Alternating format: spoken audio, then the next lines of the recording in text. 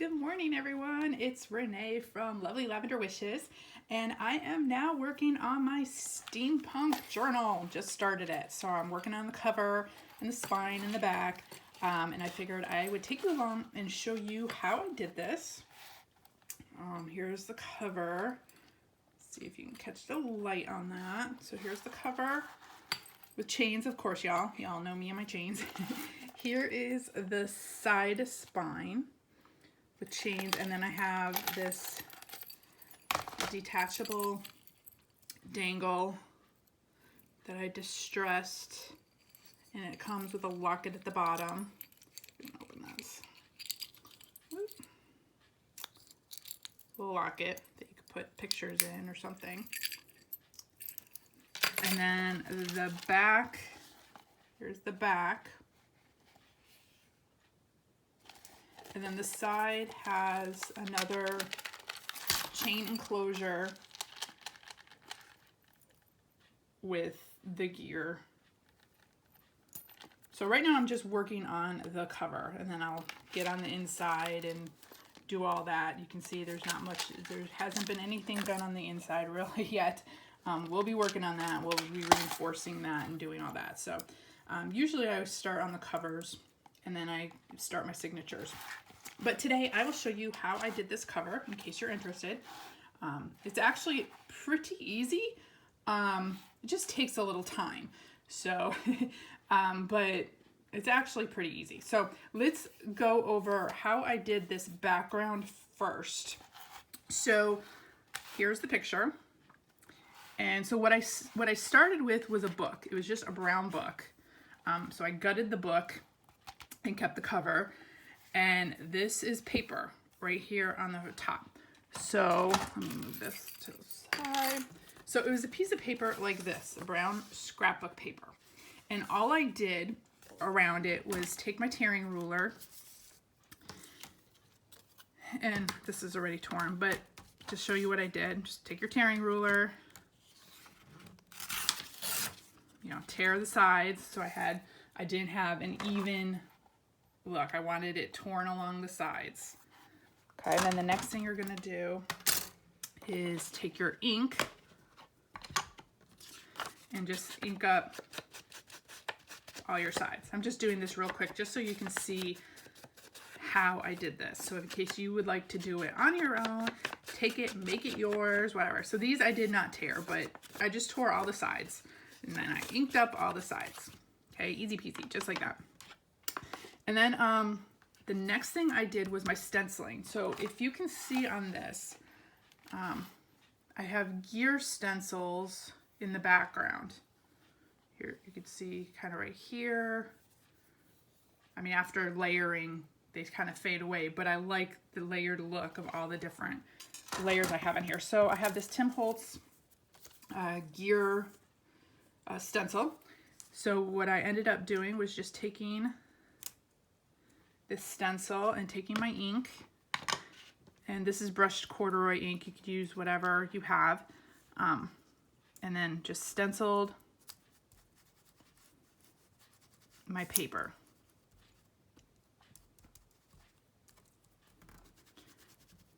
And I stenciled it in the two opposite corners. So I don't know if you can see that. Stencils are on the paper. So on my cover, I would do the two opposite corners, but you can, you know, put the stencils wherever you want it to be. So this one I'm just gonna do, and I don't like the stark, you know, edge of the stencil, so I would just kind of take my stencil and do some like random bits and pieces throughout. So you have your stencil on your paper. So that's your first layer. And then just move your stencil to the side. Wipe it off, do whatever you gotta do. And then I embossed my paper. So I have this other Sizzix folder, and it's just random numbers and like a ledger that kind of fades out. And so all I did was put my paper in here. Well, actually what I did first is I sprayed the back because I didn't want the stencil to run.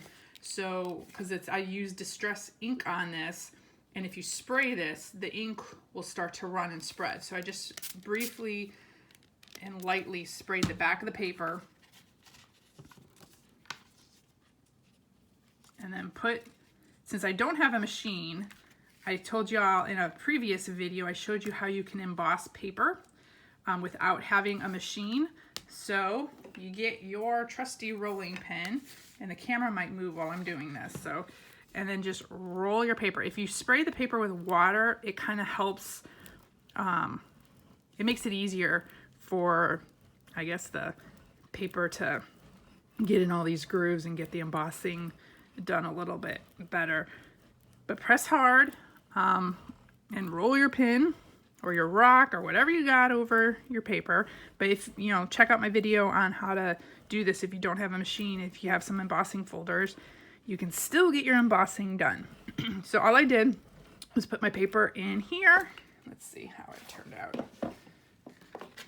Look at that. You got your embossed paper. And if there's like another little area that you still need to do, you can go back in and emboss that part as well. Because with the sheet being as big as it was for the book, the cover of the book, I had to go into the embossing folder a couple times, which is fine. Just go, you know, put the sheet that needs to be embossed, the part that needs to be embossed back in, and look. So you get your whole sheet embossed. So that's your second layer now. So your first layer is stenciling, your second layer is embossing. Okay, then you're gonna take your Pearl X powders or whatever you have. I saw a lady, she had some metallic watercolor. You might not want to use watercolor on your stencils, or make sure they're dry first because they might run, but I found I didn't really have a problem when I did this, but we'll see. Watch. On camera, I'll probably have a problem, but you know, that's how everything works for me. But so I just used the Pearl X powders, and I put it in with gum arabic in these little containers because I just use a little bit. A little bit of powder goes a long way. And the first layer I'm going to do is I'm using super copper, so I'm using a bright copper and a bright gold to get, if you can see, to get this kind of coppery look and gold, kind of copper and gold look. I didn't want it to be super like bright copper and bright gold, so you'll see what I do, but I kind of mix them together and rub it on with my finger and rub it into the paper so it gets a little muted color. So here you can see my stencils. You can see that the paper is embossed and raised, and then my third layer is going to be this. So the first thing I do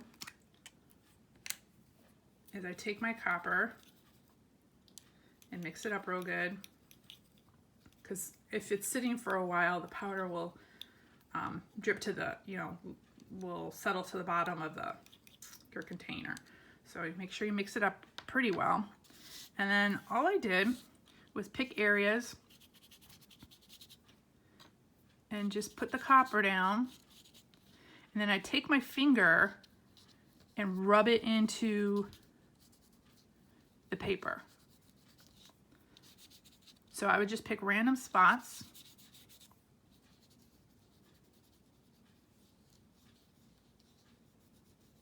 and then rub it in.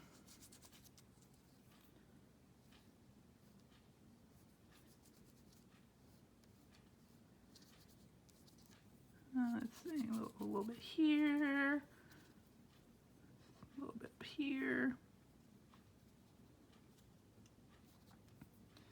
Okay. And then just clear off your brush.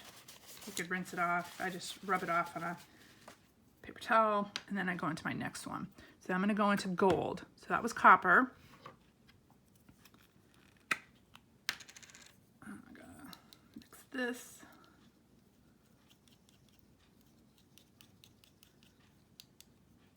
I'm going to go into my gold. And I'm going to kind of overlap a little bit, not totally, but I'm going to make sure some of the gold goes into the copper area and has its own little spot as well. but I'm gonna kind of do the same thing, twirl it around or rush it around on the page, and then with my finger, rub it in. And as you can see, I'm kind of mixing it with the copper a little in spots and by itself in other spots. I'm keeping the copper alone in spots, but also mixing it with the gold. And when you rub it in, it kind of diffuses the color a little bit. It makes it so it's not so stark and bright. Let's see if you can see that. So can you see? Now I didn't do the whole page. As you can see, there's like empty spots on the page, which you want. You want it to be in just certain areas. And once this dries, it's gonna take a little unless you use a heating tool, but let it dry completely. So you could use your heating tool or just let it dry. And then if there's other spots that you're like, oh, it's missing an area or whatever, you can go back in, do some more. You can rub it again with your finger while it's still wet and add more, what have you. So we're gonna let that dry. So while that's drying, I'll show you my next steps. Okay, so here's your paper. So as you can see, there's all your layers. You've got, and you can see the stenciling, you've got your gear stencils, you can see the paper's raised, you got your embossing, and now you've got the shimmer. And once it dries, it won't be as bright. It won't be as like you know, shimmering so much, because as you can see, you get a little shimmer on your book or on your page, but it's not like this while it's wet, you know, like that.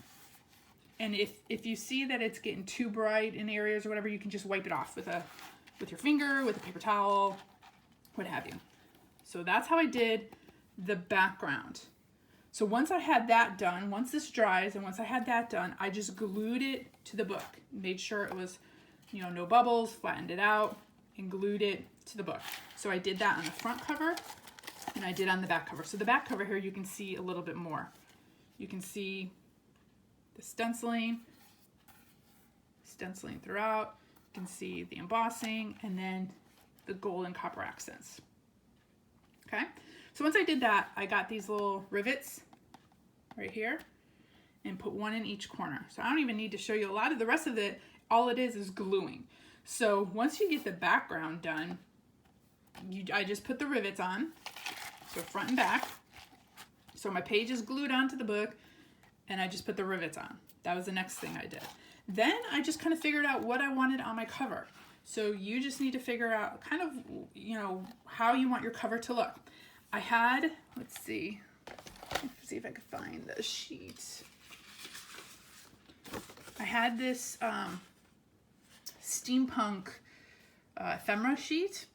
As you can see, I already cut it out. That's where these images came from. And what I did is put it on chipboard.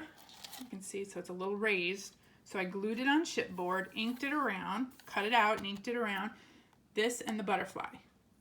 So I cut out, glued them on chipboard, cut them out, inked them up, and then I just glued them on. That's all that is. This was another piece from that page, the ephemera page. Just cut them out and glued them on. That's it. Everything's really easy. This was a piece I had. So it's a metal piece that I just glued on, as well as this. This is a metal piece I glued on. Again, all it is gluing, so I don't even have to demonstrate that to you. Then this, so that was my next step. I had to figure out where I wanted things on my page. So my next step was I wanted some chains hanging. Y'all know me and my chains. So these are little brads, right here, right here, and right here. And I wanted a double chain hanging from the brads. So if you can see, there is a jump ring. There's a jump ring right here and a jump ring right here. So all I did was figure out which chains I wanted, made sure I had the length I wanted, and just attached the jump ring through the chain and put the brad on top of the jump ring through the book and attached it.